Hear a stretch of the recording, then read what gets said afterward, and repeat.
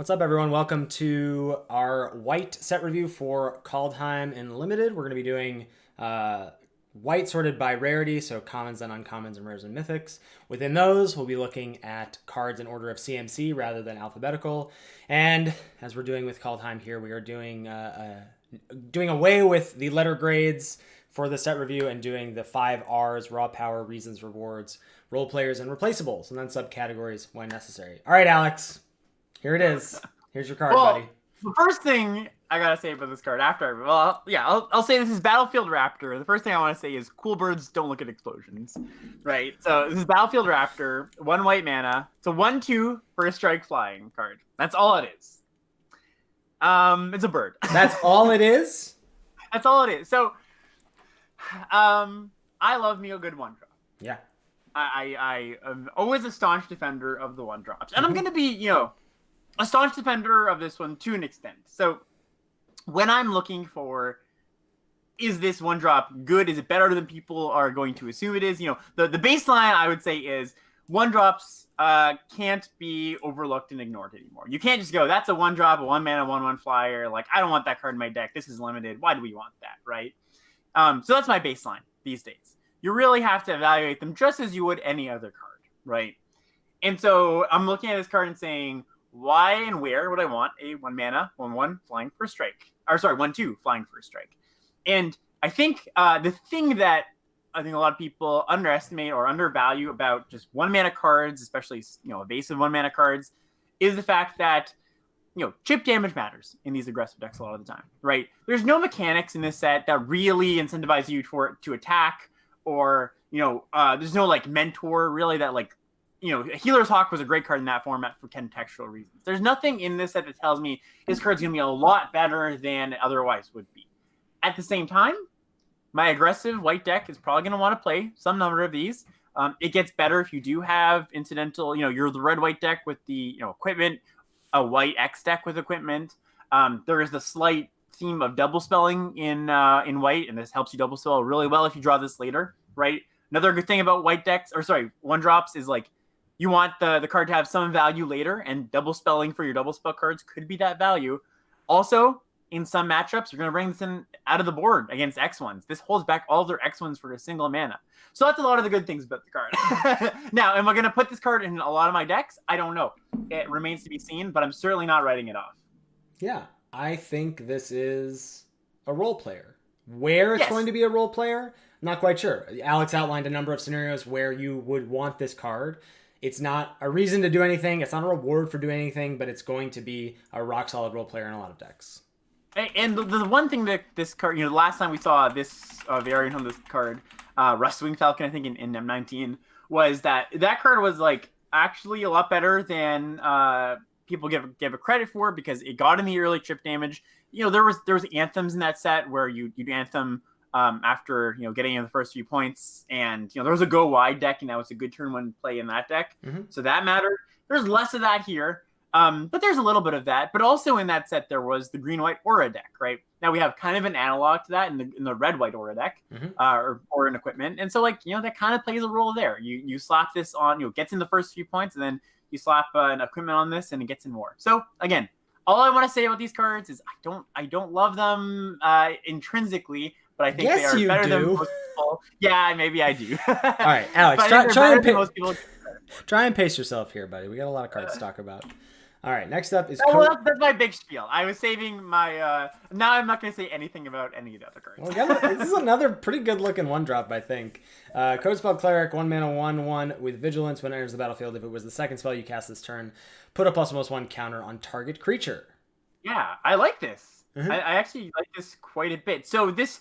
kind of the opposite of the other card. This one doesn't do that great a job of getting in chip damage, right? You're very rarely, outside of very specific curve out hands, you're not going to play this on turn 1, almost ever. But past turn 1, it's very easy to sneak this into your curve and be a 1-mana 2/2 that you double spell with at any point in the game, right? Yeah. One of the things you can do is you foretell something at some point, you flip it up for cheaper, you cast this. Or you just on turn 3 play a 2-drop in this. That's 4 power worth of stats on turn 3. Plus your 2-drop, whatever you cast, right? The flexibility of putting the counter anywhere That's also kind of nice too. And so all the things I just said about the Hawk are similar to this, where it's like, I don't absolutely love this card or anything, but for so long, these kind of cards have been like, oh, like just, this isn't going to do enough. But it will do enough in your aggressive decks, because aggressive decks are powered enough these days that, you'll want this kind of effect. Mm-hmm. Yeah, I think it's another rock solid role player. Again, obviously in the black-white double spell deck, but I think elsewhere too. Yeah, I think that, like, some of the payoffs for, if you look at the Angel, the black-white Angel that we were talking about before, where, that it kind of looks like a grindier payoff for double spelling, but a lot of the lower rarity double spell payoffs are more aggressive leaning. So that's something to think about. The cool thing about, not to make this white video like 2 hours long, but the cool thing about Codespell Cleric is that, and one of the reasons I'm so primed for this black-white double spell deck is it's not great either. Neither part is great, but it is a payoff and an enabler for the deck, and that at common.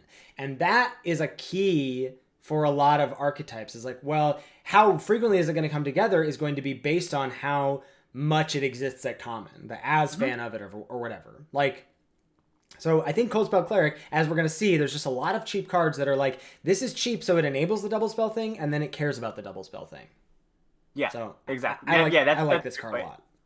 Yeah, and it might turn out that it's just not relevant enough in this set, just the way that stats line up. One of the really tough parts one of the things that's really difficult to parse about a set before it comes out is just the feel of how each turn plays out and how stats line up with creatures, right? Just very, very difficult to parse that out. And so maybe that card is just going to be not impactful enough in enough decks. I can see that being the case too. That's a world we could live in, but I want to be open to the option that it is something. Anyways, let's go to our next one here. We got Valor of the Worthy. So this is a 1-mana aura. Enchanted creature gets +1/+1. When enchanted creature leaves the battlefield, create a 1/1 white spirit creature token with flying. I'm not hyped about this. I think even if I care about auras, like, this feels replaceable to me. If I get it in the aura deck, fine. I know this card isn't good in my mind. Oh, this is like glue though. This is a nice glue piece in those aura. Like, this is a 1-mana thing that cares about, that for all your things that care about enchantments and auras and things, this is a 1-mana thing that triggers, whatever. It's not at constellation levels of synergy, but with Cole, we looked at Cole, the red-white dwarf thing that cares about things being enchanted. Even on, putting on that bird, double spelling for 1 mana. We were just talking about double spelling. The fact that you can go, 2-drop into this, make your 3/3 attack, and they could trade sometimes, but maybe that 3/3 gets in early, and then when they eventually deal with it, it becomes a 1/1 that can chip in for damage, right? So I don't think this is a great card or anything, not super powerful, but I think you're going to be playing this a good amount of the time. I'm not saying that you can't play it. I'm just saying that this doesn't matter. Like, if I were to give this a grade, I would give it a D+D grade. And, like, I recognize that it does all those things. It goes into double spell decks. It goes into aura decks. It goes into aggro decks. Like, I agree with you. But I think in terms of the Howard, if we're moving away from letters, I would say this is replaceable, not role player. I think this is more role player. All right, fair. Yep. I think this is more role player. Then I shall mark you down as such, and then it will be etched in stone, and you have to live with that for the rest of your life. Exactly. All right, what's up next? Wings of the Cosmos, 1 white for an instant. Target creature gets +1/+3 and gains flying until end of turn. Untap it. Weird, like set in spinnerets or whatever in white now, basically. But it can be used offensively, right? Just get in for the last few points. Yeah, it's a bummer. Like, it's a bummer that the white doesn't get a single mana +2/+2 trick in this set specifically, I think, because of the double spell nature of things. But it is interesting that if you do have, like, the double spell payoffs, that this can do a little bit more in combat. Like, I think I'm now realizing that that is an interesting play pattern against white and or black decks or white-black decks, is if they play something pre-combat and then attack, if they've got any of those, like, double spell payoffs, that then their trick or their removal spell does more, potentially, based on what their payoffs are on the board. So I think that's something to think about if your opponent is like, I don't play something until my second main phase, and now this main phase I do want to play it first, and then that might clue you into anything. Anyway, again, I this doesn't seem like anything special to me. No, again, but playable for sure. Yeah, playable combat trick. It does, like, I know I've been known to be a fan of, like, one of my kind of pet cards I'd get people with, or was the Sun Spinneret style cards, and now like I think that green wants a tempo positive play, or is more desperate for a tempo positive play than white will be generally in most sets. But like, I think this is an upgrade on Mighty Leap. You not think so? Yes, I agree with that. But like, if I have my choice between Mighty Leap or Resolute Strike, I would want Resolute Strike as my that's interesting. I don't know if that's true with this one. Like, I'm not sure, but I can see this being better. Yeah. So this is more replaceable. I think it's replaceable here. I think. Yeah, this is replaceable. Cool. All right, Bessker Shieldmate. This is 1 and a white for a 2/1. And when it dies, you make a 1/1 white human warrior creature token. Nice. Just a nice, solid 2-drop. So one of the things that we haven't really talked about, but I think is really important, is just the incentives of the set with Foretell being a main mechanic. And I think very much like War of the Spark, because it's going to be real, there's going to come a pivotal turn on turn 4 or turn 5, where if your opponent or you gets to double spell with a Foretell card after you've invested, you've foretold, double spell, it's going to be pretty hard to come back from, 2 spells that would otherwise cost like 4 or 5 mana that early in the game. If you're not doing something early, right? So just like in War of the Spark, where you really need to play 2 drops to not have your opponent run away with the game after they played their Planeswalker on 4, I think the same thing is going to happen here, where if you're kind of like dirtling around and you haven't played a 2-drop to kind of pressure them, or you're planning to go way over the top of them, that's another thing you can do. You're going to run into this issue where the medium speed opponent who goes, foretell something again, have that great turn, especially if it's a very stabilizing play that they foretell, that they cast for cheaper than it should be. That's going to be a problem for you. So I think to combat that, putting a priority on 2-drops is going to be a bit more important. And specifically, I actually was reading in the design notes, they made Boast a mechanic after playing with Foretell, being, we need an aggressive mechanic that punishes these people that are just taking turn 2 off, that incentivized people to play 2-drops, right? So I think makes me raise the value of 2-drops just a little bit more than I normally would. Obviously, 2-drops are great normally, but that's just a small point that I would bring up there. Yeah. So I think this feels like rock solid role player in a number of archetypes. Like, plays offense well, plays defense well. Yeah. But yeah, going to this card itself, I like this card quite a bit. Yeah. Yeah, it's interesting because there are times, we saw this effect. We saw the we saw a 2-mana 2-1 that died into a 1/1. We've seen that before, but the last one I'm remembering is from like Rivals of Ixalan or Ixalan. Yeah, right. There's like the Martyr of Dusk. So that card had like tribal implications or whatever. And that card wasn't great. Now that format was weird. That's like the last format where like curve didn't really matter, and there were lots of high toughness creatures that blanked. Like one power / high toughness creatures that blank stuff, so it was weird. But I'm assuming that this card is gonna feel better in 2021. Yeah, I think so. I think this card is just like rock solid 2-drop, and I'm gonna be happy to play it. All right, what is? All right, next up we got Giranox. It's kind of a bit of a meme card, I think. Yeah. But we got 1 and a white for an 06, an Ox. Giranox crews vehicles using its toughness rather than its power. So the joke here is there's an artifact it's a 2-mana artifact, right? Or 2-mana vehicle that has crew 6. Yeah, 2-mana vehicle, yeah. So there's the wombo combo there. I think this card is largely trash, and I would call it replaceable. Yes, I would say so too. I mean, somebody's going to assemble the dream, and they're going to feel like it's very clever when they get it done. But because I'm not even sure I'm not even sure that other vehicle is that good by itself anyway. And so do I want to put a bad card in my deck to make my bad cards better? I probably not. So here's the thing when you're trying to evaluate these kind of synergies, right? Mm-hmm. There's 2 things you want to look at when you have these wombo combos, right? One, are either the pieces playable on their own, right? Where if you just incidentally assemble the combo, it's good. What's the fail case for not assembling? Yeah, exactly. Or if they're not good on their own, which I don't think either of these cards are, how good is the thing once you actually do it? And the thing once you actually do it, we'll get to the vehicle. I'd say later. It's largely fine. It's fine, exactly. So that leads me to believe this isn't all that great. And I should have put that vehicle like just next to this card probably, but that is actually that'll be in our colorless section. So that'll be the end of this set review today, or another part of the video that you'll see on YouTube. So just FYI for folks.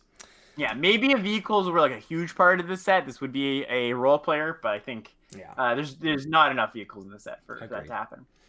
All right, Revitalize is next. It's back, 1 and a white for instant, gain 3 life, draw a card.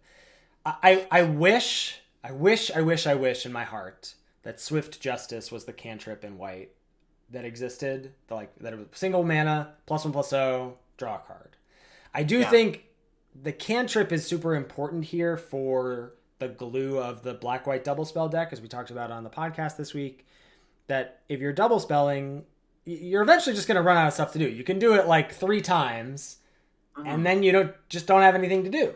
And so when your cards replace themselves, that's why the uncommon is so good, because it causes all of your second spell to cantrip.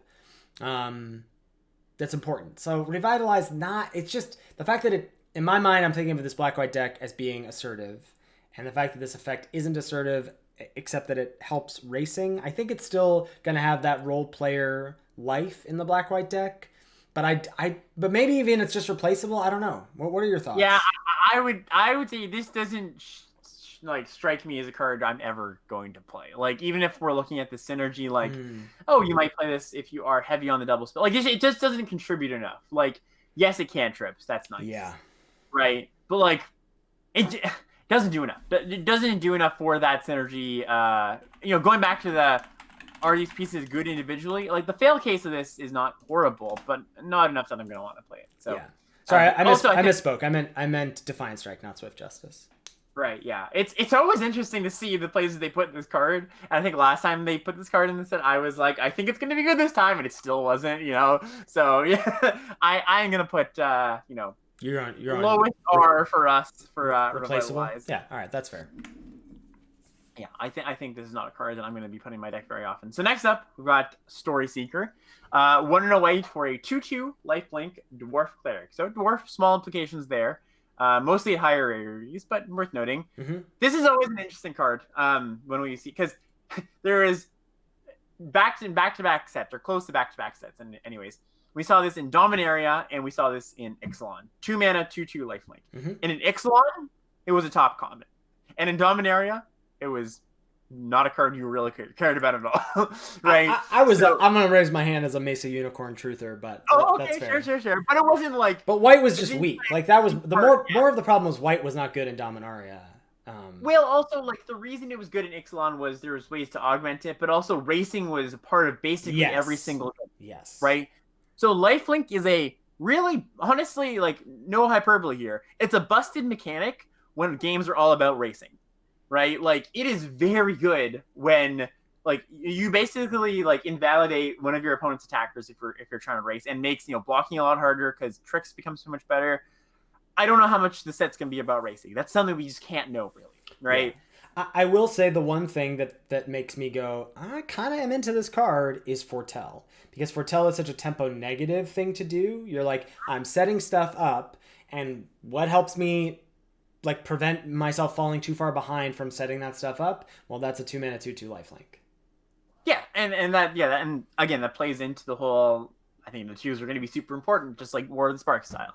Right? And it works both ways, for the Foretell decks and against the Foretell decks. So I think solid role player, right? Yeah. This I could even see this as, I don't know yet. I haven't decided what my top commons are. I wouldn't be this could make it in my top 3 commons, in which case this could even be pushing into, this is a reward for being in white type deal. It is also nice when you do have, like, you're going to have incidental enchantment and aura boosts, right? Like lifelink on that's pretty nice too. So yeah. I think again, solid reward, I would say. All right. Sorry, role player. Solid role player, yeah. So role player, I think maybe pushing into reward tier. Let's talk about it here. Bound in Gold, the pacifism. 2 and a white aura. Enchanted permanent can't attack or block. It can't crew vehicles, and its activated abilities can't be activated unless they're mana abilities. They just pushed this as much as they possibly could. They've heard. They know the secret's out. They know that me, you, and Ben are like just dunking on pacifism left and right, format after format. They're listening to the podcast. So here they go. So they're listening to the podcast every week. They're taking notes. They're going, oh, okay. Like, okay. No. All right. Well, this deals with planeswalkers. This deals with vehicles. What are you gonna do about it? Yeah, so for those who, are maybe not in tune with the canon of our discussions on these type of cards, basically they have we've come down on them in the past few years just for a lot of reasons, right?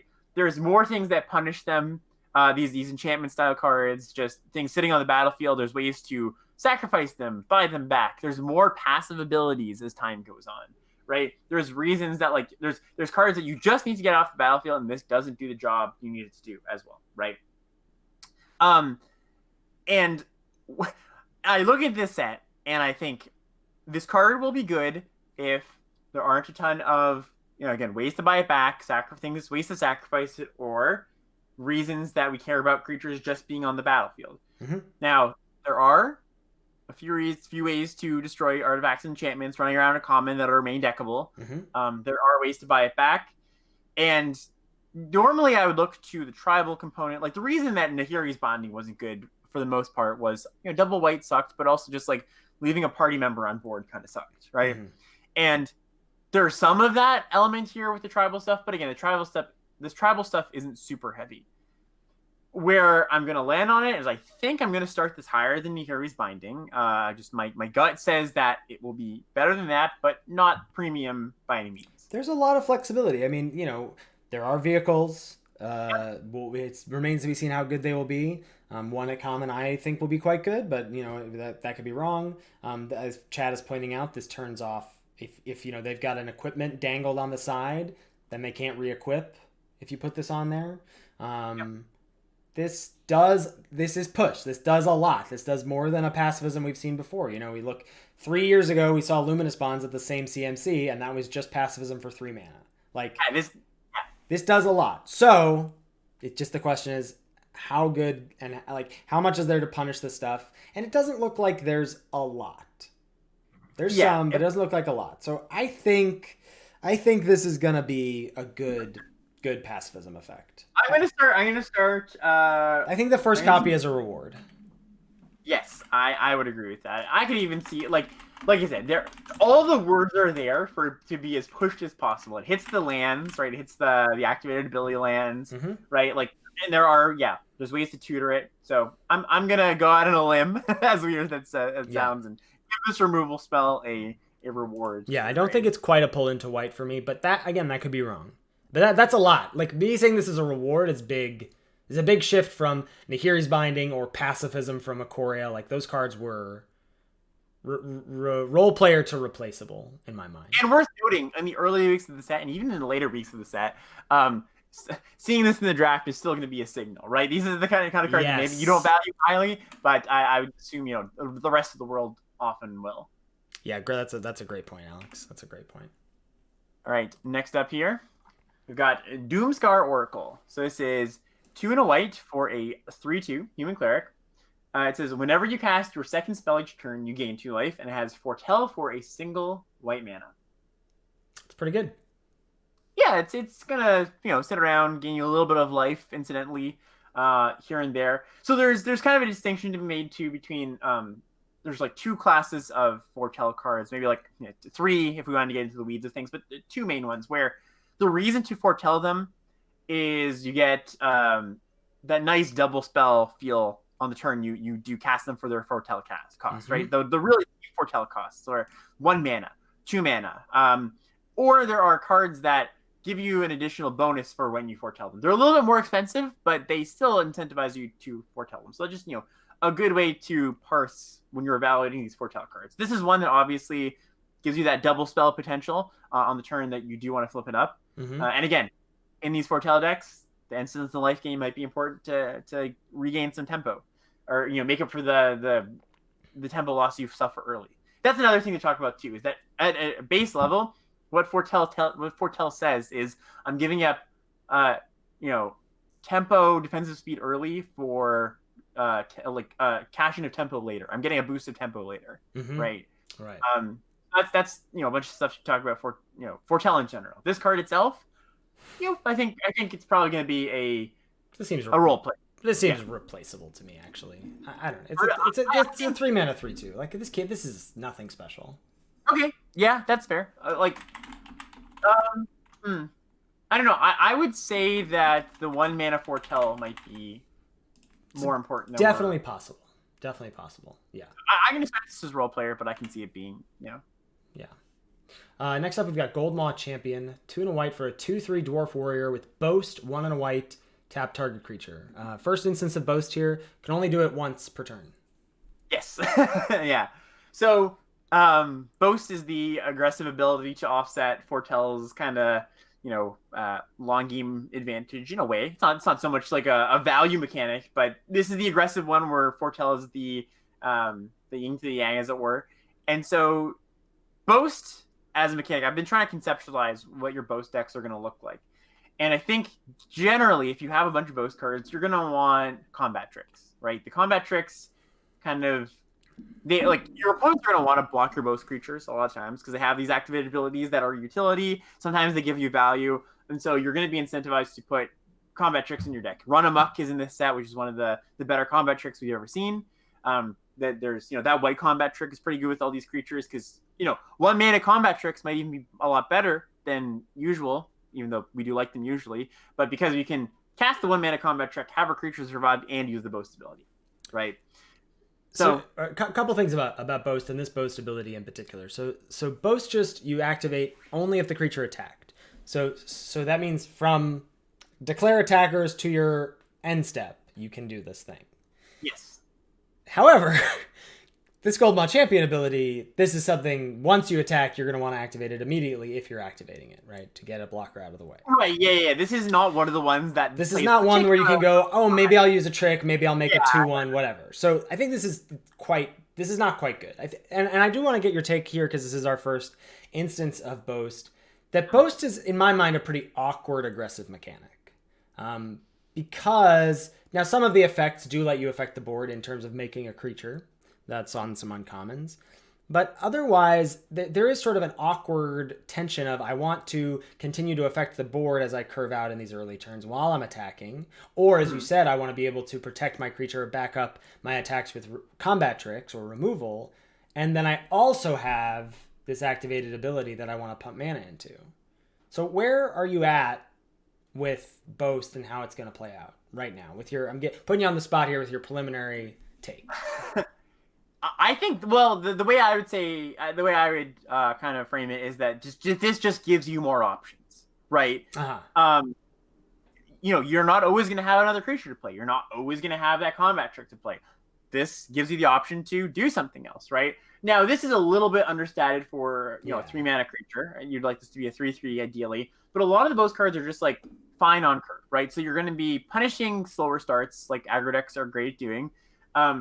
And then, when you have the mana, when you don't have another creature to play, you can activate these boast abilities. It's almost like a mana sink if you want to think of it like that, right? Yeah. And not even so much like that where it's like, well, I played out my hand, I can boast this now after I play out my hand. But it's just the option, right? There's sometimes you're going to go, okay, I'm going to boast here and play my 2-drop as well. Yeah. Right? So it's just the flexibility of it, which is really, really nice. And there are some boast abilities that you are going to want to activate every turn. There's some that just make creatures. Yeah. Right? So it's going to play out differently for different cards. This one's a great example of that. But yeah. I've got my eye on the boast creatures that have that window of I'm happy to activate this boast ability for any time the rest of the turn. This one, like the narrow window of this one makes me less excited about it. I think this is an underpowered boast creature. Yeah, the thing about this card though, having an onboard tapper, is that your opponent does have to play a little bit different. That's true. Right? Yeah.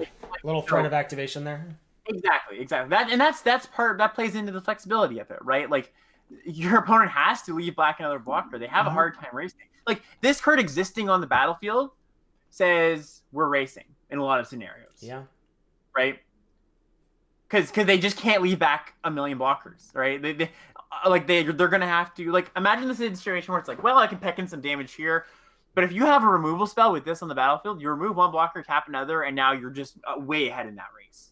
Yeah. Right? Oh, and so then the sense of like, well, they leave back 2 blockers, so now this can't attack. Well, you have then effectively removed an attacker from them, and then you can just decide to develop your board a little bit more. Yeah. It also punishes the whole strategy of like, a mid-range or controlling deck just being like, all right, here are my ground blockers. I'm going to peck you to death with a flyer. Well, you're going to be able to, not just this card, but with the other boast cards, pump up your creatures that get through a lot of the smaller creatures, and this taps down some of their stuff. Again, good in that pseudo racing scenario. So where this actual card lands after all this boast talk is, I agree, it's not one of the better ones, but I think it's a solid role player comment. I think I'm down with role player here for sure. I agree. Awesome. I think, and like, again, it's an important conversation to have about boast because I think it's an interesting mechanic. Yeah. All right. Invoke the Divine. 2 and a white, instant, destroy target artifact or enchantment. You gain 4 life. It's interesting the amount of like incidental life gain that white seems to have without anything that cares about life gain. Well, I think it's what we've seen. Like, I think, like we alluded to before, that Foretell kind of cares about life gain, right? Yeah. I think that's by design. That there is life gain just peppered in here and there, right? I wonder. Sorry, but one more thing about boast is I wonder if boast is finally going to be the Kyle, it'll get the Kyle Rose mentality of 18 lands in your aggro decks to finally come to the forefront here for the mainstream. Yeah, that's interesting. Anyway, this seems like, we don't have, I don't know where sideboard fits in here, but I'm not seeing a spot. I'm not thinking yet that I want to main deck a copy of this. No, and this is going to be one of those things that you got to feel like there are very few formats. Like, I don't know. There are very few formats that you actively want one of these, right? I agree. Now, the last one we saw that I think was like great to main deck Disenchant was Dominaria, and Dominaria was Saga heavy, right? And this set was also Saga heavy. I would say Return to Nature was main deckable in Theros. Oh, sure. That's true. Yeah, that is also true. Yeah. I can see this. Just again, I'm not gonna pass judgment on this card at all, but just worth noting, this could be main deckable. This might not be. I would say probably you're not going to actively want to, but you can play it. Yeah. All right. What's next? All right. Next up, we got Starnheim. Oh, Iron Verdict. Sorry, not quite yet. Iron Verdict is next. It's an instant. It costs 2 and a white. This Iron Verdict deals 5 damage to target tapped creature. It has Foretell for a single white mana. I think this card is quite good. So this is one of the ones that you put on layaway, and wow, so there's this scenario where, and this kind of goes way back to Nico Defies Destiny, or there's this scenario where you're just layawaying a bunch of cards early, and you just have these super cheap Foretell costs. Yeah, you invest all the things up front, and that lets you cash it in later and really get a man advantage in the mid game. The design space for cards like this is so interesting for Limited, because if this didn't have Foretell on it, this would be very context dependent of the format. Sometimes it's great, sometimes it's not so great. 3 mana, like what else do you have to do with your mana when you hold up 3? Like you're playing it in blue white, so maybe I have a card draw spell. Like you get, if your opponent plays around it the turn you're trying to hold up the mana for it, that kind of like gets you kind of wrecked. You don't get wrecked by holding up 1 white mana, folks. Like, right. This is the difference between holding up 3 versus 1 to kill something. Not only the fact that then, you don't even have to hold up the mana, and you take the hit from it, you untap, and then you get to Divine Verdict or Iron Verdict the thing because it's tapped. Like, you don't have to get this in combat. I think the flexibility on this card is kind of through the roof. Yeah. So this is a black white / blue-white card, right? Just this is the more defensive card for decks that really want a bunch of Foretell cards. This does combo with the Boast Tapper, right? Yeah, that's true. There's that Tapper, in the equation there. Yeah, but for the most part, I'm seeing this as a controlling card, right? I can see this card being quite good in that blue-white like Foretell. I think I'm going reward to start. Reward, for Iron Verdict. Interesting. So this is just like a solid removal spell for you. So far, I mean, we have a few more white commons to go. So far, my thoughts for top white commons are this, the pacifism, and the 2/2 lifelinker. Interesting. Yeah. So I'm willing to start there. I mean, I think this is a card that piques my interest for sure. More so than any of these other type of cards. It's because it's got that kind of thing that you mentioned in the podcast where it's like a removal spell with synergy, like kind of like in a Royal Eruption into the Royal. Right. Yeah. Yeah. All right. I like it. I'll start in the same place as you did. All right. Next up is Starnheim Coarser, 2 and a white for a 2/2 flyer. Artifact and enchantment spells you cast cost 1 less to cast. Mm-hmm.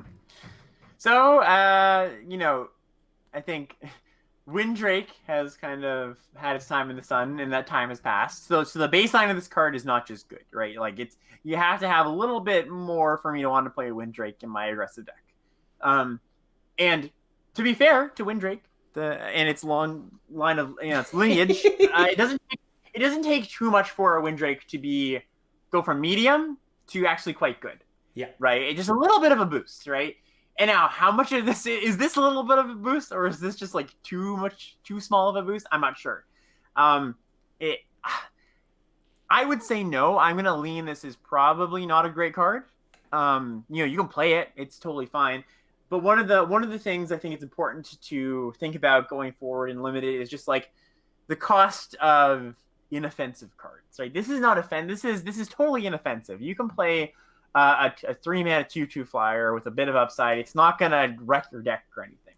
But when you're trying to build a good deck and really have a deck that can compete on all axes and all turns of the game, you want cards to be more than inoffensive. You want your cards to actually be good and every card to have a space. So what that says to me is this card likely will not be that great. You're so good, Alex, at coining a lot of limited phrases like pockets of synergy. And one of my favorites of recent memory is ask more of your cards. Right. And so that's I think, and the reason I think you're so good at that is pockets of synergy just really encapsulate something in such a nice package. Ask more of your cards. That says it all. Like, is a 3-mana 2/2 flyer, and that's why I think this 5 Rs thing is so good. Is a 3-mana 2/2 flyer bad? No. Are you ever going to end a draft and go, I wish I had a Starnheim Coarser? Mm-hmm. No. Like, will this make your deck many times? For sure. Yeah. Will you ever care about picking this? Almost certainly not. And that is the definition of replaceable in my mind. I think so too. I think I am on board with replaceable. All right. Up next, we have Axgard Braggart. So this is a 3 and a white for a 3/3 dwarf warrior. It's got a boast ability for 1 and a white, 2 mana here. Untap Axgard Braggart, put a +1/+1 counter on it. Okay. That's interesting. Tempting to me. So it's kind of funny. Boast, now that I'm thinking about this a little more, Boast has a little bit of tension with the double spell mechanic, right? Because like you're spending your mana on the early turns, you're not going to be able to double spell as often. Yeah. Right. And that also leads me to believe that the double spell thing, I mentioned it was aggressive on the commons and uncommons, but the more I see the cards, I think it might just be the double spell thing is more of the controlling aspect. What makes you say that? Why is the double spelling thing controlling? Yeah. Because it ties into foretell. Right. I think a lot of the foretell cards lead you to be more controlling. Okay. Right, just the whole nature of forsaking the early game for a big boost in the late game or the mid game, right? Which is the exact opposite of what aggro decks want to do. They want to forsake their late game for the early game. Yes, that makes sense. I agree. Yeah. Okay. So I don't think I think foretell is a red herring for the black-white double spell deck personally. Gotcha. Okay. Yeah. Okay. So that's a great. Actually, I think I agree with that. Right? You don't have to worry about foretell. You can just think about double spelling. Yeah. I can buy that. And again, again, this is going into asking what this specific deck is doing, not just what black-white is doing. Because there's going to be black-white decks that are focused on the foretell stuff, and I think there's going to be those more aggressive-leaning black-white decks with some both cards. Yes. So think about that too. So this card on a base level, what is it doing? How good it is? It's basically, again, it's sort of this is one of the ones that does, I think, play pretty well with combat tricks. And I think you're going to be incentivized to play more combat tricks than you would be in your normal aggressive decks, which is also kind of weird because you're also, like, you only have so many slots for non-creatures, and you're also incentivized to put, like, artifacts and enchantments. So it's going to be interesting to see where that whole puzzle works, right? But this, like, a lot of the most cards make your opponent want to block, or else they get out of hand, right? And this is one of them, I think. Right, like this will just start to grow. And now it's not overtly powerful. Like a 4-mana 4/4 vigilance is not, especially on turn 5, it's not the most impactful thing in the world. But I think this is just more talking about this card as a theme of what your boast decks are going to look like. I don't think this is a great card. I think this is very replaceable. Right, this kind of calls back to almost Felidar, not Felidar Sovereign. What's the card called? Prowling Felidar. Mm-hmm. Reminds me of that card a lot. Where it's like, yeah, it's not great on curve, but it could get out of hand if the game goes long, right?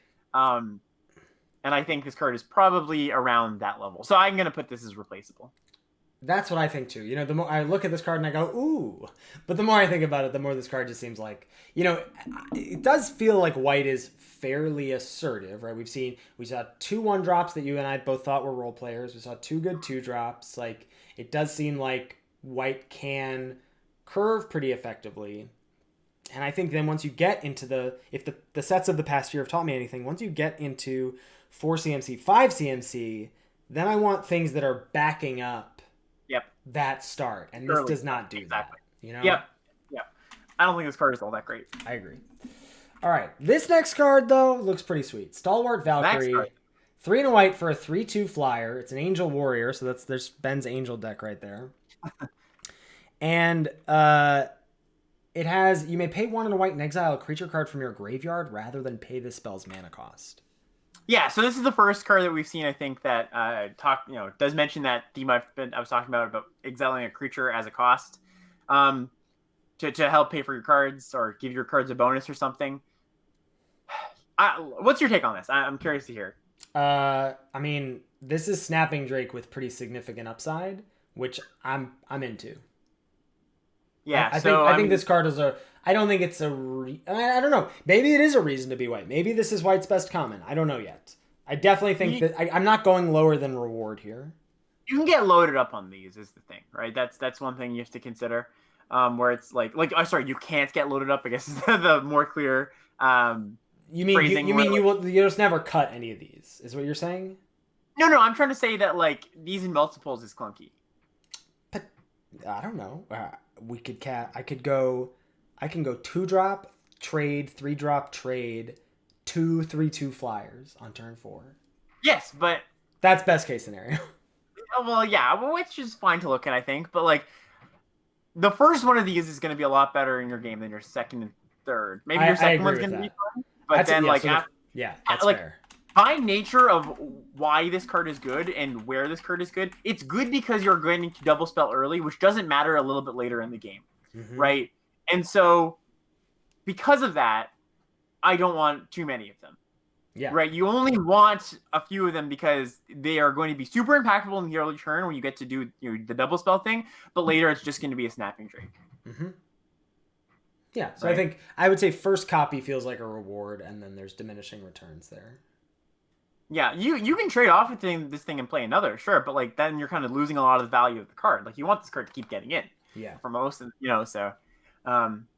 Yeah, I think I'm actually a little bit lower on this card than I think most people are. Yeah, I'd say that's fair. Well, I think everyone's looking at best case scenario for it, which is fine. My little look, I know this review's gone on way too long already. we're not even halfway through. But like, my little spiel on best case scenario is I think you should be looking at best case scenario more than we've been trained to. I think the trap to not fall into is don't look at best case scenario on a card that has a low floor.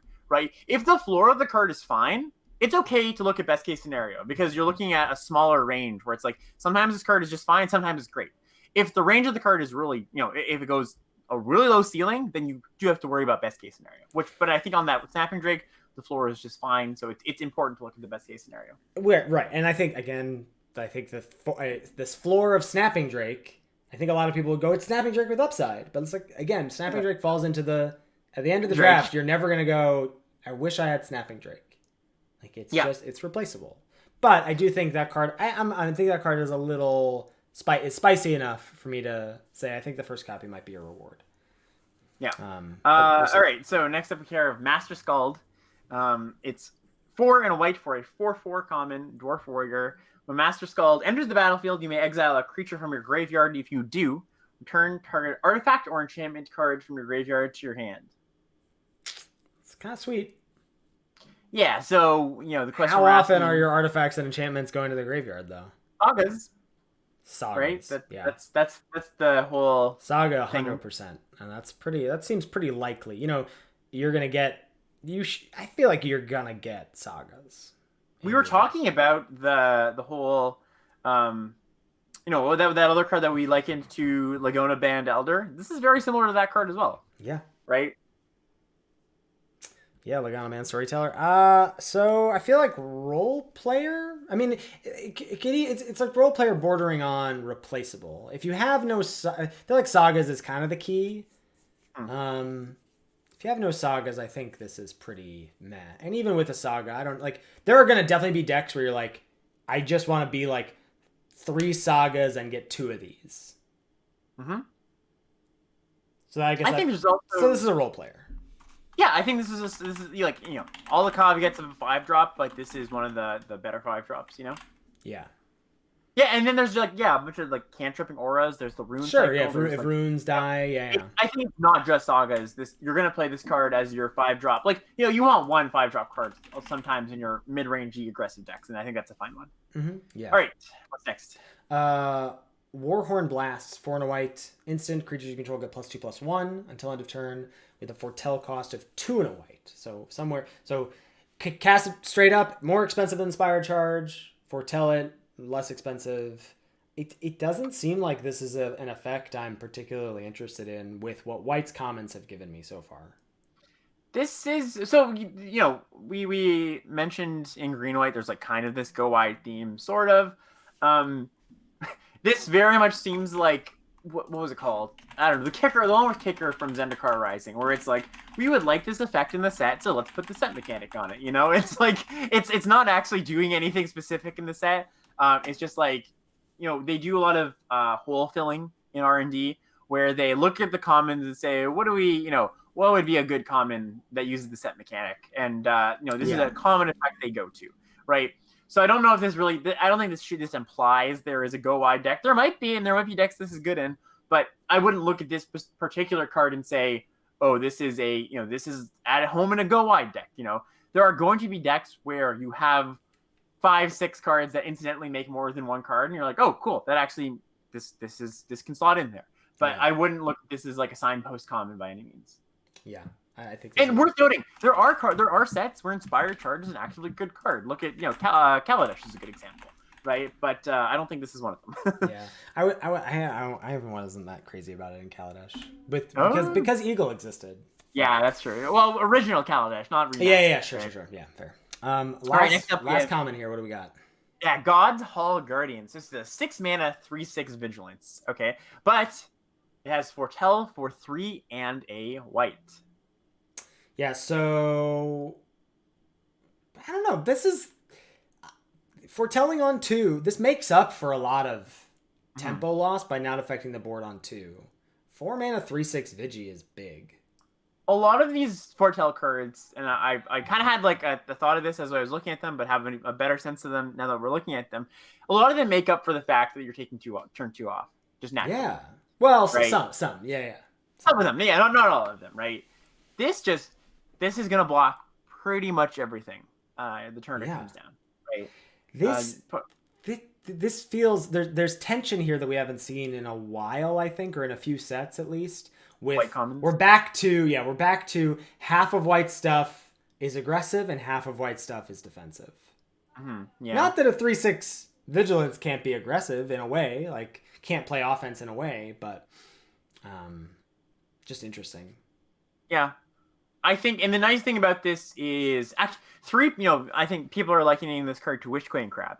And I think, specifically in Ravnica, Guilds of Ravnica, Wishquane Crab was so good because it was good for a subtle reason. And that reason was that a lot of things were 2 toughness in that set.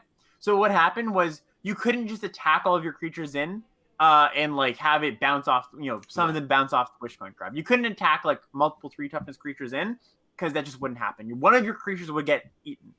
And with this card being 3 powered, that's going to happen a lot more often than it would be for a card that's normally like that, right? You play this on turn 4, and you're not going to be able to attack their 2, as long as they don't have 2 3 toughness creatures, 4 toughness creatures, they're not going to be able to attack in with impunity.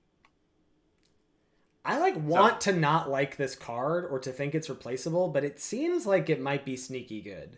It seems like it's there for a reason, I would say. This, unlike the card we just saw, the Anthem, this one seems like it's there for a reason. At least it sticks out to me. It's there for a reason. 4 mana, 3/6 vigilance is huge.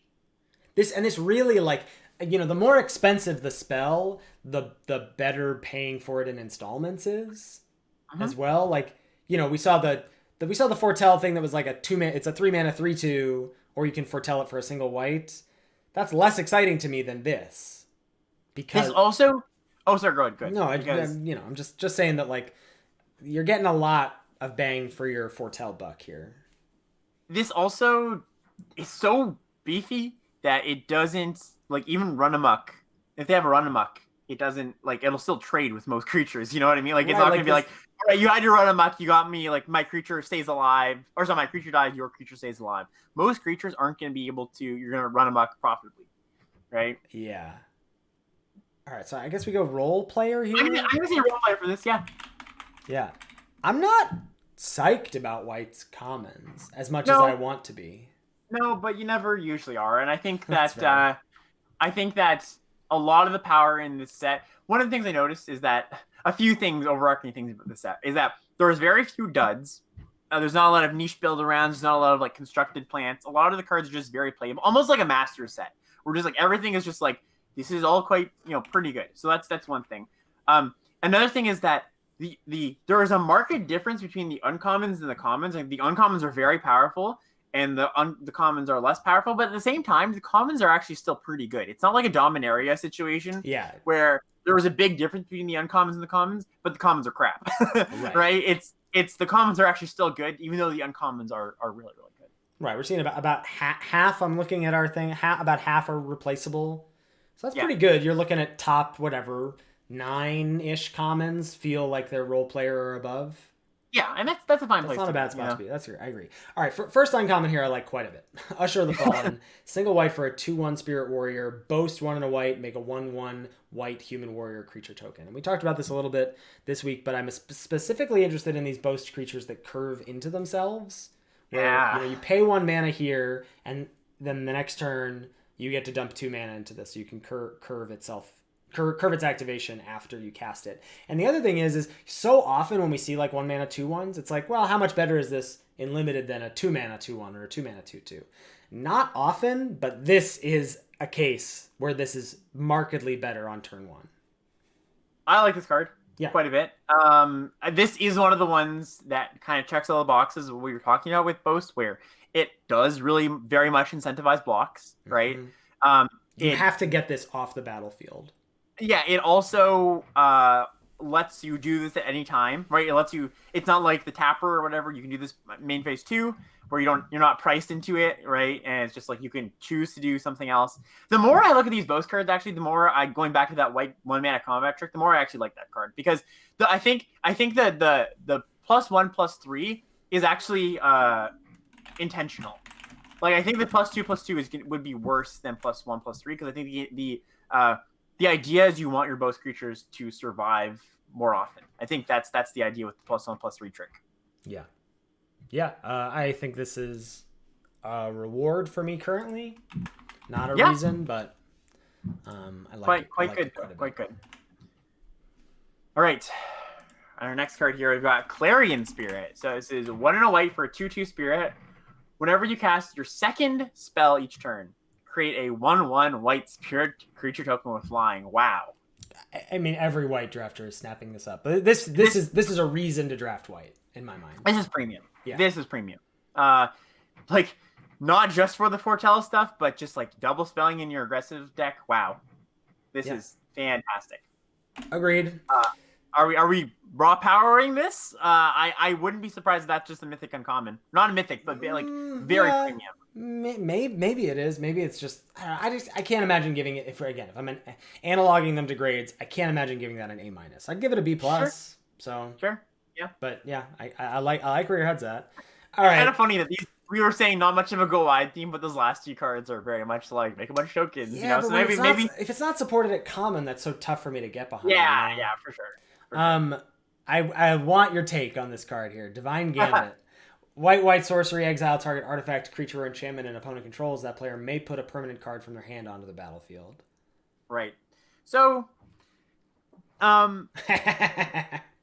basically, this card says, like, this is a fine card. You can put this in your. I don't think this is a high pick, but this is a removal spell that you can't cast until later in the game. Now it's nice because it just straight up kills anything, just like gets rid of it.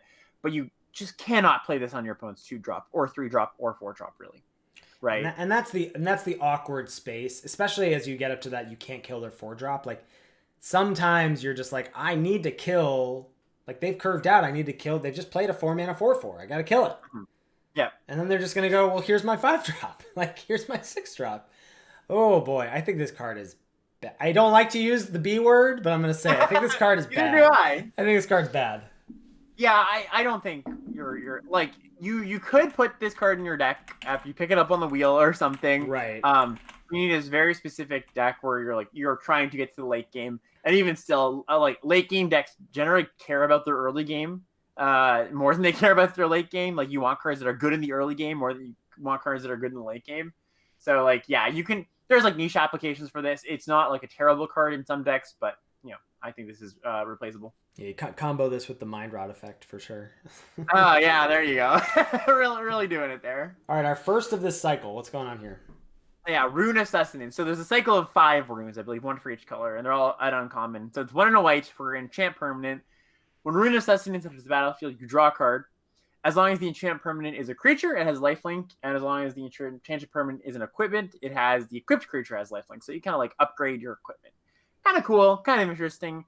I think I don't actually love these cards, but it might be good like for all these cards that just like buy back enchantments, the cycling enchantments, like a cycling aura.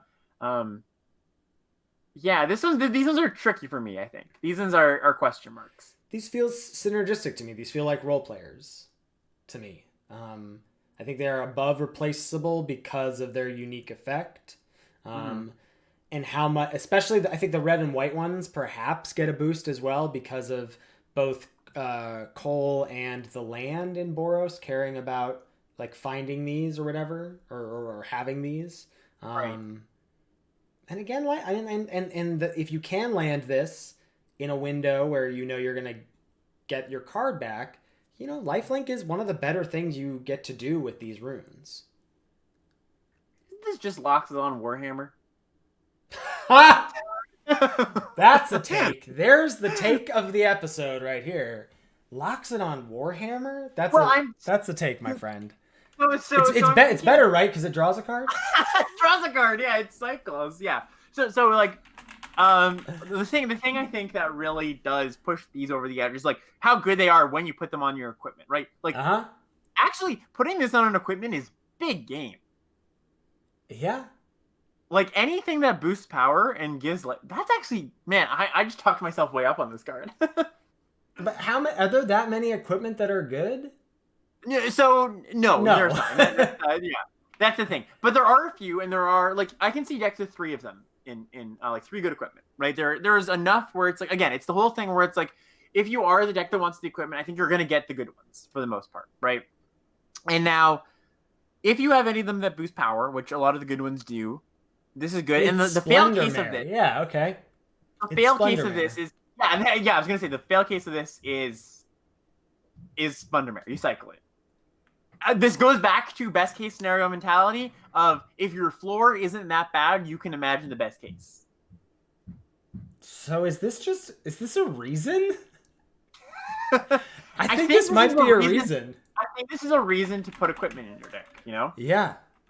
I'm gonna have start this as reason. I like this. And like I said, there's things to rebuy enchantments.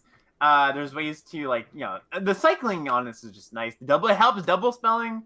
Just all this glue that makes it good, So I could see us being completely wrong on this, but I'm willing to be optimistic about this. That's great. I love that. I love the optimism. All right, next up is Spectral Steel. 1 and a white for an aura. Enchanted creature gets +2/+2. You can pay 1 and a white to exile this from your graveyard to return another target aura or equipment card from your graveyard to your hand. Yeah, kind of cool.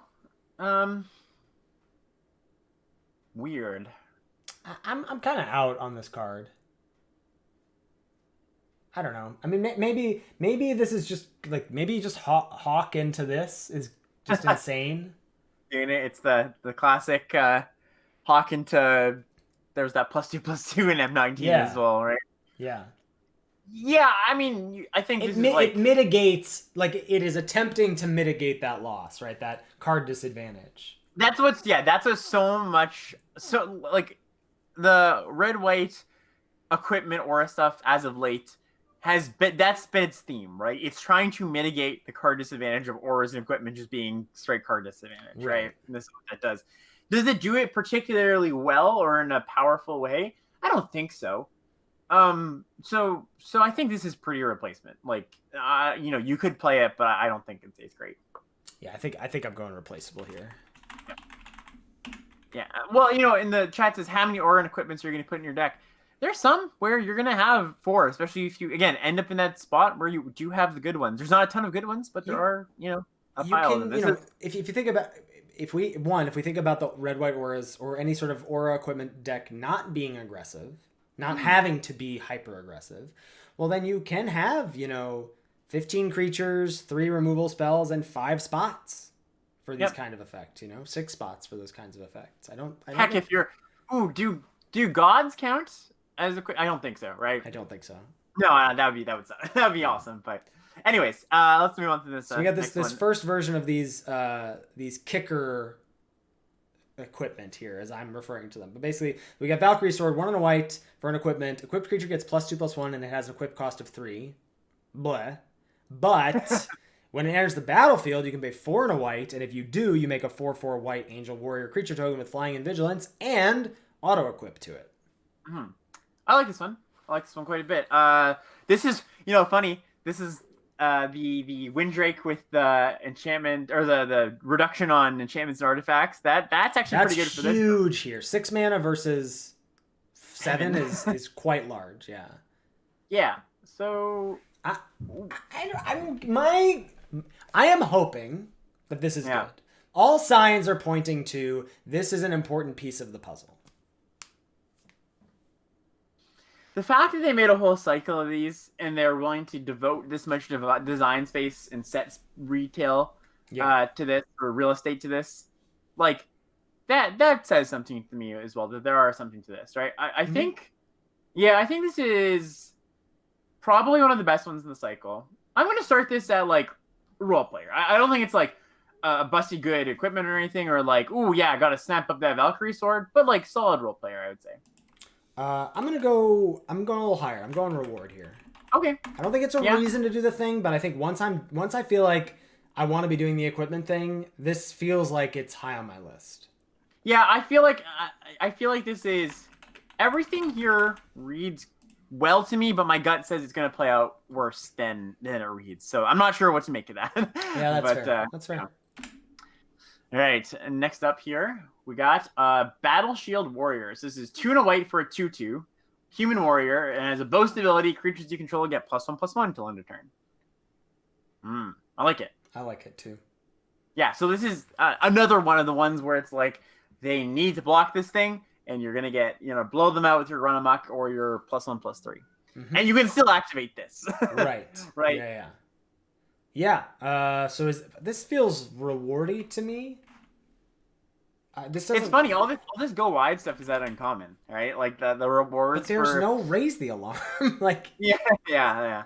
So, you said reward. I said reward. I'm not quite. Doesn't quite pull me into white. Yeah, I think this pulls me into white too. You think it does pull you into white? Oh yeah, I think it does. Okay, so you're on reason. Oh, I see where we're making the distinction. Yeah. Yeah, I go reward. Sorry. Yeah, I gotcha. All right. Yeah, I like the card. I think it's a little bit. It's not just like ooh, really powerful, but I think it has like a lot of spots. Yeah. Kaya's Onslaught is 2 and a white for an instant. Target creature gets +1/+1 and gains double strike until end of turn, and it has Foretell for a single white. These cards, these like double striking cards that just like win the game out of nowhere, Yeah. can be kind of a pain. I guess it's what like the last time we saw this was on red with Furious Rage or whatever it was called, from Innistrad /M20 or whatever. Right. And like those cards do just end the game out of nowhere a lot of the time. Now, maybe a white version of that is not as good as a red version of that. But this is a powerful combat trick. It's very powerful. Again, like the difference between 3 mana and 1 mana for an effect like this is wild. And I think you just have to give a boost to foretell spells that are instants as well. Because the more, let's say you're in that blue-white foretell deck and you have this and that card draw spell that we'll get to in a little bit. Like, the more options you have to do with your 1 or 2 mana that you're holding up, the better all these cards are going to get. Like, I just think this card is really solid. And this is one of the ones that with the foretell on it. Like, it's not one where it's going to really impact like the play patterns of this card, right? It's not like, oh, you foretell, you lay away early and then on turn 4 you flip up and you're like, oh wow, this is so much better than it would have been. It's like you said, it's flexibility in where you're spending your mana, right? Sometimes you think you've got a 4-drop in play, and so you've got a 4-drop in your hand in this, so you lay this away on turn 5, you go 4-drop, cast this, right? It's just giving you more options to cast your things where you would like to cast them. Already this plays with like you pass with 1 white mana up, you have a card in exile, and your opponent's like, well, is it the double strike or is it the +1/+3 and flying and untap? Like that, and then couple that with you have 2 foretell cards and a second color, and now it's just like all of these permutations exist. Very cool. Exactly. I would say a reward here for Kaya's Onslaught. Yeah, I think you're still not going to take this card very highly, though. I would still say it's like role player. Okay. But it's a good role player, right? You're going to want this. Yeah. Next up is Shepherd of the Cosmos. 4 white for a 3/3 Angel Warrior with flying. Has Foretell 3 and a white. And when it enters the battlefield, you can return target permanent card with CMC 2 or less from your graveyard to the battlefield. Interesting. Yeah, so a 6 mana 3/3 flyer, I almost certainly is going to get something back. So it comes along with a 2/2 or a 2/1 maybe. It comes along with little friends. This is one that's actually kind of weird in that you're less likely to want to play it on turn 4, especially if you've spent one of your previous turns foretelling. It's unlikely something is in the graveyard, so the foretell cost here is almost less exciting than, say the 3/6 vigilance that we saw at common. Chad says puts a rune on itself. That's kind of cute. That's great. Right? Your rune, how did your rune get to the graveyard in the first place? Yeah, this is one that's like the play patterns are, again, with all these foretell cards, it's very modular in what you can do, but it's not like there's no clear play pattern of like, oh, I see the obvious goal here, right? It's gonna be an OK6. It's gonna be, I guess, again, some of the time you're just gonna trade off your 2 foretell and then play it on 3 or on 4. It's not fantastic, but that's what your hand is gonna demand sometimes, That's pretty good. I mean, that's kind of good, right? Like, foretell on 2, play something on 3, trade off, cast this on 4, get that thing back. That is a good start to a game of Magic in my mind. Yeah, you got 3/3 flyer on turn. Yeah. Actually, you were saying it might not be good to foretell this on 2, but it might just I'm thinking 3. Play it 2, trade it off, foretell on 3. Maybe even 1 drop on 3. That's actually pretty good. Yeah, maybe this card is just great. Yeah, maybe this card is pretty good. Okay, I'm willing to go reward. You going reward here? Yeah. I wonder if this is a reason to draft white. Yeah, I can see. I think I'm going reason actually. Going reason? All right. I can buy it. All right. I can buy it a lot. Yeah, this has to be the most complicated set review we've done to date, right? Well, we're white. To We're be fair, over 3 hours deep, and we're not halfway through. yeah. To be like, slight reprieve for us is that the lands are all grouped together for the most part. There's like That's a cycle fair. of 10 lands, and the gold cards are out of the way, and that taking up a lot of the set real estate. That's fair. But that's fair. Yeah. Yeah. All right. Next up, we're moving on to our white rares here. We've got Rally in the Ranks. This is 1 and a white for enchantment. As Rally the Ranks enters the battlefield, choose a creature type. Creatures you control of the chosen type get +1/+1. So, just again going back to set design here, a little bit weird because the real tribal decks are giants, which is blue-red, elves, which is black-green, and dwarves, which is red-white. But even dwarves, I think, is one of the lesser supported true tribal decks. So you're not actually going to have decks. White green humans / changelings is like, yeah, kind of, sort of. Like, I don't think you're going to. This one's tough. There's going to be decks where you incidentally end up with a bunch of humans or a bunch of, this effect. elves. This effect is never good in limited. Like, we just came off of RNA coming back, and there was, what is it? Something of the Guild Pact was a 2-mana thing. Multicolored creatures got +1/+1. Right. And that was in a gold set. And that card was not good. Like, this effect for limited is tough. It's a tough ask. There are, chat's pointing out, there are a lot of warriors. So maybe you should be looking at the job, not the race. I am out on this. I mean, yeah, I'm not saying I'm high on the card either. I'm just saying, keep an eye out for it. Basically. All right, that's fair. I would say this is a reward, but don't go taking this card and trying to draft a deck around it. Right. All right, we've got our first MDFC here. Redane, God of the Worthy. 2 and white for a 2/3 flying vigilance. Legendary creature god. Snowlands your opponents control, ETB tapped. Non-creature spells your opponents cast with CMC 4 or greater. Cost 2 more to cast. And then we've got, on the other side, Valkyrie, Protector Shield. 3 and a white for a legendary artifact. If a source an opponent controls would deal damage to you or a permanent you control, prevent 1 of that damage. Whenever you or another permanent you control become the target of a spell or ability and opponent controls, counter that spell or ability unless its controller pays 1. This card's good. This card's really good. Okay, talk to me. So, I mean, so at a very baseline, the modality of this card is great. Yes. Right? Like, I'm never super excited about 3 mana, 2/3 flying vigilance, but that's actually better than the base rate we've seen on these hate bear style cards that have okay bodies. Like, this is one of the better ones, right? The next 2 lines of text don't matter all that much, right? Like, it's going to matter some amount of the time for sure. Actually, the non-creature spells might indeed matter if they have the black 4-mana removal spell. And also taxes foretell cards, right? So even if the the foretell cost is cheap, not that we've seen big non-creature foretell cards yet, but if the foretell cost is still cheap, but the actual card isn't, this will tax that. Yeah. So on this card on face value is fine as an option. Now, I think what people are going to underrate potentially is the backside, because we don't see a lot of effects that are like this too often, but there used to be a lot of effects like this, and this effect is way more impactful than it looks. Mm-hmm. Right? Basically, so I guess a good comparison to make is those blue cards you see sometimes that give -1, -0. Yes. Right? Yes. That's great comparison. Right. But also, does it affect instants and sorceries too? Is it any source? Let's see. It says a source. Yeah, a source. Yeah, so it affects that too, and the small addition of the tax, right? Yeah. That matters some percentage of the time. It's not huge, but it's going to matter. All in all, the modality of this card and the backside of this card being just a great card on face value, both offensively and defensively, being able to attack with more impunity and defend better. I'm going to give this card a raw power. Yeah, you sold me, buddy. I was not that that crazy on this card, but you sold me.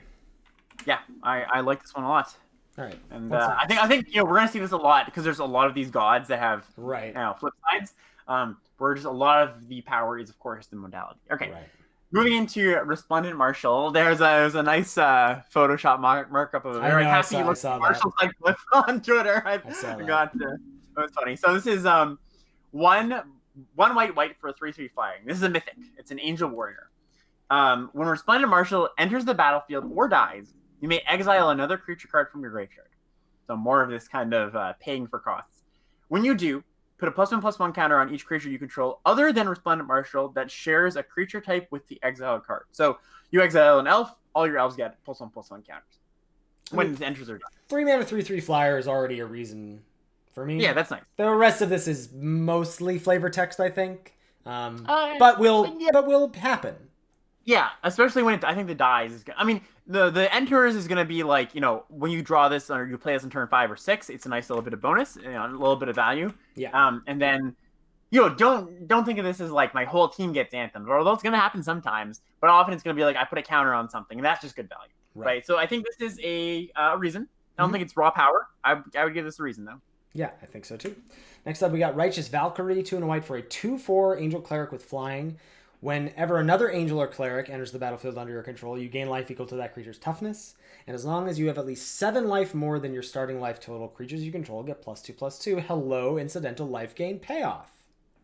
Yeah, so it's also funny. There's a lot, like this set has they definitely met their quota on 3 mana rare and mythic angels. There's a bunch of them in this set, funny enough. So yeah, again, this is weird because you're never going to have a cleric or an angel deck, but look at your creature types because there are just going to be decks where you're like, oh, I incidentally have a bunch of clerics and a few angels, So look at that. I don't think this card is like this is definitely more rewardy for being in white than reason, right? Like 3 mana 4 flyer is fine. You gain a little bit of life sometimes. I would push 3 mana 2/4 flyer is stats. Fine. I would put that into reward, or I would put that into reason territory.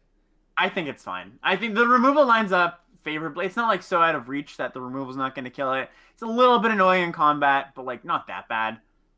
I think like this is a nice little upgrade over Windrake because this blocks the turn it comes down. But I'm going to give this a reward. I don't know. Is 2/4 stats that different than 3/3 stats in your mind? No, not huge. But I also didn't love the 3 mana 3/3 flyer just on base rate, right? Okay. I gave that a reason, not a raw power, and I think this card is a notch worse. Okay. Yeah, right? I don't think this is a notch worse, but okay, fair enough. That's fair. Okay. What's next? Yeah. So next up we got Runeforge Champion. Runes, baby! So this is 2 and a white for a 2/3 dwarf warrior. When Runeforge Champion enters the battlefield, you may search your library or your graveyard for a rune card. Reveal it, put it into your hand. If you search your library, this way you shuffle. And you may pay a mana, single colorless mana, rather than pay the mana cost for runes you cast. That's cute. Weird. You're gonna get this card if you have runes, I think. Right, feels like a reward for having runes rather than I'm gonna take this and fingers crossed I get some runes. Yep, reward for having runes is a good way to. But again, I think there's more incidental synergies with runes, not just that card, but just in general. That I think I would have thought at first, right? Just like things to buy it back, like not specifically runes, but enchantments and having that those enchantment cycle is nice. All right. Search for Glory is 2 and a white for a snow sorcery. Search your library for a snow permanent card, a legendary card, or a saga card. Reveal it, put it into your hand, then shuffle your library. You gain 1 life for each snow spent to cast this spell. Man, did they test this card? I think gaining 1 life for each snow might be a bit too powerful. Don't you think so, Ethan? Wait, are you being serious? Yeah, no, I'm being completely sarcastic here. It's just funny putting this next to all the other snow payoff cards because all the other ones are like, ooh, I paid snow. Like, we haven't seen them yet, but I was looking through this. It's like, oh, I paid snow, I get a bonus. And it's like, oh, I gained a life for each one. Nice. I mean, it does make up for the tempo loss you have here, but, this is not good. We're at rare. This is the first thing in white we've seen about snow. White just doesn't care about snow. So to be fair, there are a lot of legends and sagas in this set, a lot of them.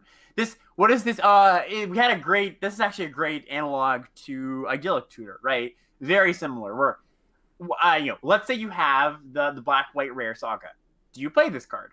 Right? I think you played Idyllic Tutor when you had Hero Best the Sea God, right? The most bonkers thing in the set. Now, do you play this one? Maybe, maybe not. But it's worth thinking about in those situations. Probably. You didn't play Elector normally, but you played it when you had like the best saga. Yeah. So probably just replaceable here, but yeah, I'm not at all gonna give this high grade, but worth thinking about. Okay. All right, next up on our list here, we've got Sigrid, God Favored. So this is a 1 white for a 2/2 human warrior, legendary creature, has flash, first strike, and protection from gods. All right, so 3 mana 2/2 flash, first strike. That's gonna eat a lot of things on turn 3, just straight up, right? And it also says when Sigrid, God Favored, enters the battlefield, exile up to 1 target attacking or blocking creature until Sigrid leads the battlefield. So this could just like completely wipe their board on turn 3 or turn 4 or whatever, right? Like this comes in, eats an attacking creature. Eats an attacking creature, has first strike, so eats another one. Yeah, that's crazy. Yeah, now obviously, there's combat checks, there's removal spells, yada yada yada. But like just the fact that could happen is kind of interesting to think about. So it's like not a bomb or by any means, but like on efficiency, on like what it does to the game. I think this is quite a good. I think this is a reason to be in white. I agree. I agree with reason for Sigrid. Yeah, this card is a pull. This is the first pick. I like this card a lot. Next up, we have Glorious Protector, 2 white for a 3/4 flash flyer, foretell 2 and a white. And it has, when it enters the battlefield, you may exile any number of non-angel creatures you control until Glorious Protector leaves the battlefield. So basically, you get to like save something in combat or from a removal spell, and then, then they have a 3/4 to contend with, and then when this dies, you get your creature back. So that's a lot of text. I'm looking at this card as I'm going to foretell this on 2 and play my 3/4 and turn 3 and eat protector. Yeah. Right, like it's nice that you have that bit of upside in the late game, but that's the play pattern with this card so much of the time. Right, when it's in your opener, that's what you're doing. When it's in your opener, you foretell it, and then you just, you play it on turn 3. And sometimes you don't even have to eat the attacker; you just play it on turn 3. Is this just raw power? It's just raw power. It is a great card. Yeah, fantastic card. Yeah, it's sort of Restoration Angel-ish, but I think it might even just be better. Honestly, like it does different things, so hard to compare. But all right, next up, we've got Halvar, God of Battle. So this is 2 white for 4/4 God. Creatures you control that are enchanted or equipped have double strike. Okay, not a bad start. Yeah, so wow.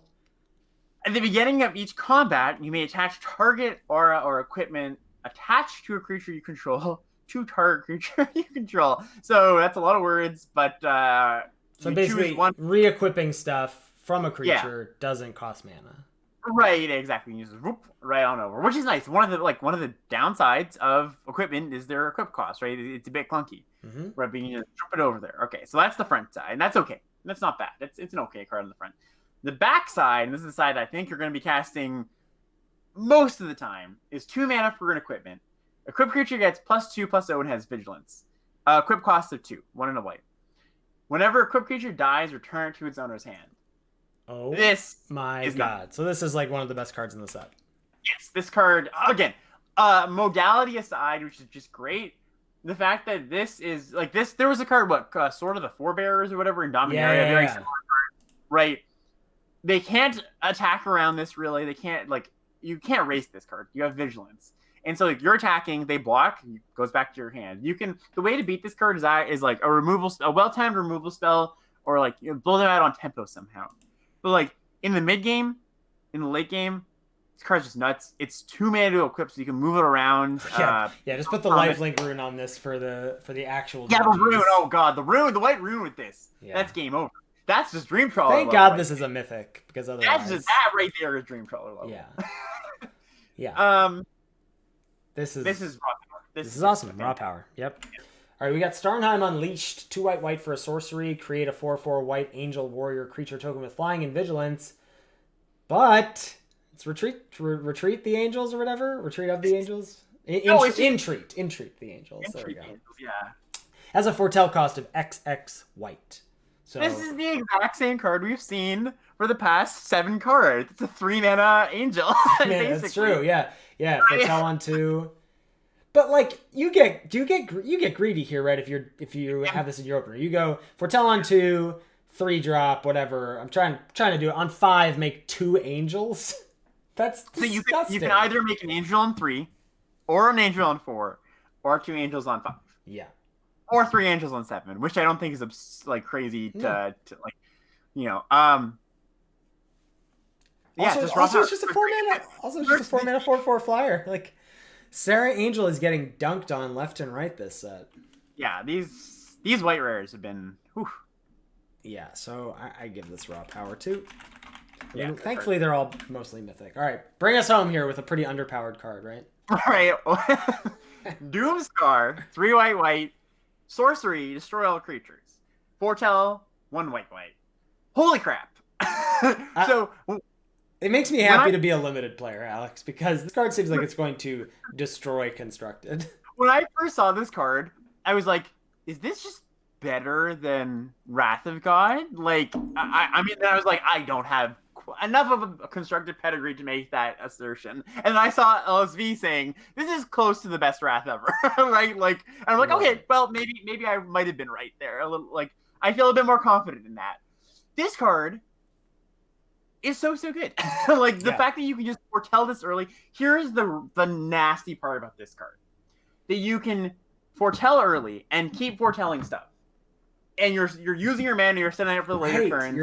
You're like quote unquote affecting the board in a way.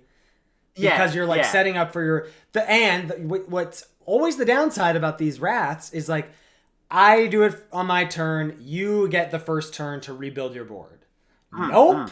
I get to Doomscar and then play a 1-mana 3/2 and then whatever. Like, I get to rebuild my board first after I do this. This is great. This card is disgusting. It makes me unhappy. Again, I want to caution. This works the other way too. Your opponents can be foretelling stuff as well, right? And then you don't just get the straight blow up, but you get the knowledge that you have it, so you can go. All right, well, I'll deploy one thing. I'll play it. I'll start to affect the board, and then I get. Whatever. Black Lotus is a bad top deck. I don't want to talk down a bad card because it has bad scenarios, so. Bad top deck. That's white, right? That's white. All right.